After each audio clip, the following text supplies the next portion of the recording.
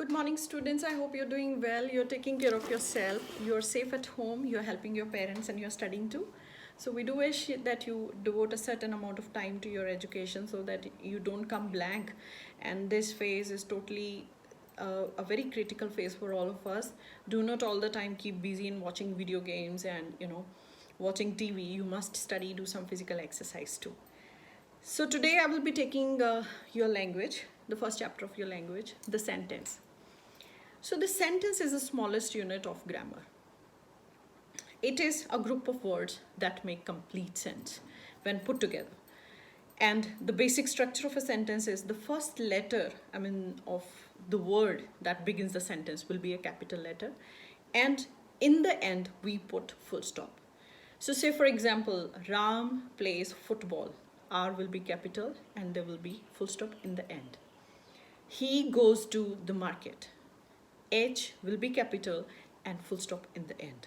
So if we put any words together that doesn't make sense, then it is not a sentence.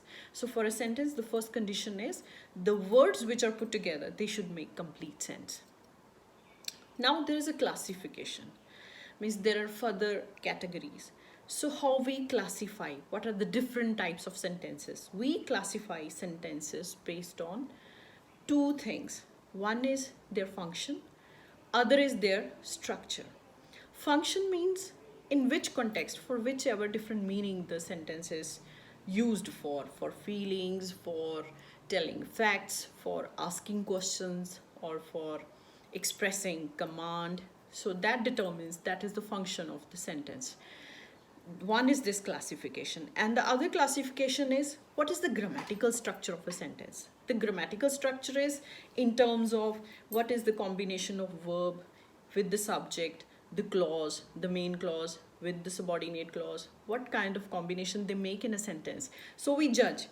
When we read a sentence, we judge whichever context these grammatical things are put together and what terms we use on that. So the classification of a sentence is based on two things. One is function, second is structure. True. On the basis of function, you please open your book while you attend to my video and you try to match whatever I'm speaking, because the topics are right in front of you in the book. So on the basis of function, the classification, the further kinds are four types. One is assertive sentence, second is interrogative sentence, third is imperative, and the fourth is exclamatory. Now the first sentence is assertive sentence. Assertive sentences, as the words itself suggests, it asserts something, it gives a statement, it gives you exact information. It is like I've written few examples for you. For assertive sentence you can use Ravi is a very good player. It's a statement, it goes as it is. Seema does not work hard. It gives you the final statement. It is all. So this kind of sentences, whatever gives you the exact detail. Suppose sun rises in the east. It is a fact and it is giving you as it is. The sentence is explaining it as it is. So this type of sentences are called assertive sentences. Now then comes the second type, that is the interrogative. Now I'm sure you all understand what does interrogative sentence means. Interrogative sentence means asking questions. In interrogative sentence, we ask direct questions. Who are you? Where are you coming from? Have you got the book? Have you done your work? So it is like asking the direct question. So it is the main, the identity of interrogative sentences, it ends with a question mark. It begins with who, which, what, how, where, when, and or with the verb itself, do, did, had, has, or it will end, and it will end with a question mark. That is the main identity of an interrogative sentence, which we need to remember, which we need to always keep in mind. Okay, this is an interrogative sentence, right? So then comes the third classification, that is imperative sentences. Now what are imperative sentences? Like, please sit down, close the door, carry these books.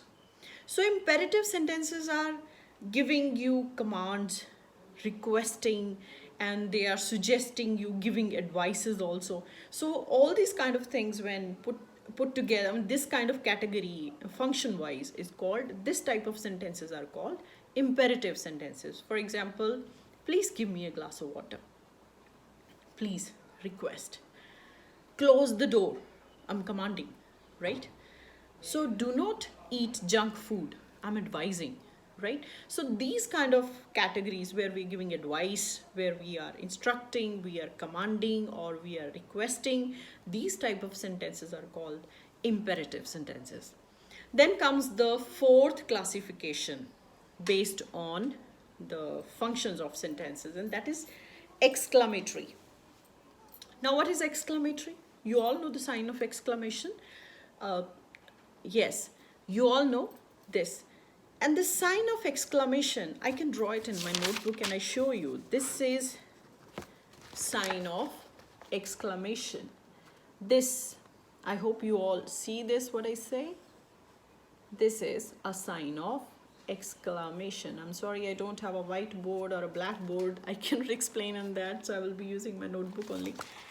So this type of sentences express your feelings, and those feelings can be of happiness, of sadness, of excitement, of sorrow, or of it can be sudden news, it can be anything. Those sudden feelings when expressed, and those feelings can be of sadness, of happiness, of excitement, or curiosity, it can be anything. Those feelings are expressed. This kind of sentences are called exclamatory sentences.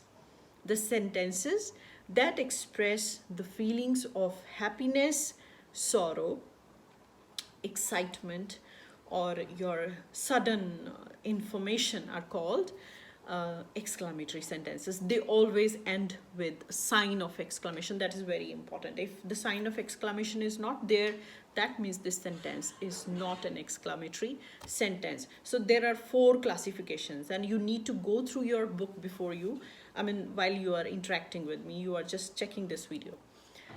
After this 4 classification, 4 types of sentences under the function of sentences, and then comes the structure of sentences. On the basis of structure, structure is always grammatical. When we judge a structure, we judge on the basis of grammatical rules. So structurally, when we discuss structure of sentences, we classify sentences into 3 different types. 1 is simple, 2 is compound, 3rd is complex. So there are 3 different types of sentences when we judge them, when we discuss on which type of sentence grammatically is. So simple sentence will begin with, the simple sentence will have 1 subject, 1 infinite verb. So one finite verb, sorry. So when I talk about like simple sentence, Ram plays, it can be a simple sentence. Ram plays football. Even if it has object, that is also fine. If not object, then also it is fine. It is called a simple sentence, right? So it has a main clause, it has a main subject. So when it is just one structure, that's called a simple sentence. So then comes the second type of sentence based on the grammar, and that is called the compound sentence, right? This compound sentence consists of 2 simple sentences, in simple words I can say, and it is joined with the help of coordinating conjunctions. Conjunctions you all understand, like and, but, because, and they can be that, if, instead, all kind of conjunctions. There are so many number of conjunctions we can use. So this is when we talk about the compound sentences, they can have more than one, when 2 main clauses, in other words we can say when 2 main clauses are joined with the help of coordinating conjunctions, that makes a complete compound sentence. For example, Sheila goes to market and she brings vegetables home. So if I don't use and I read these 2 different sentences separately, Sheila goes to market. Complete sense, one simple sentence, and it has a main clause also. It serves the purpose, it is all complete, independent clause. And she brings all the vegetables home. If I read this sentence, this portion of the sentence independently, this is the main clause. The principal clause is used here. So it makes complete sense. It does not depend on the first portion of the sentence. Neither the first portion depend on the second portion of the sentence. Sheila goes to market and she brings vegetables home. They are joined with the help of and. So when two main clauses are joined with the help of coordinating conjunctions, that is called a compound sentence. Now comes the third type, that is complex sentences. So now the complex sentences means it has one main clause and it has one subordinate clause, subordinate or dependent clause. So it is not complete. This one part of the sentence is dependent on the other part of the sentence. So when main clause is joined with the subordinate clause, that is called a complex sentence. Now the examples are given in your book. I want you to just go through it and come back to me with your doubts. I will be simply clarifying it again. I would like to send you another link or some more information regarding the sentence, and will give you the solution of the back exercises too. Thank you.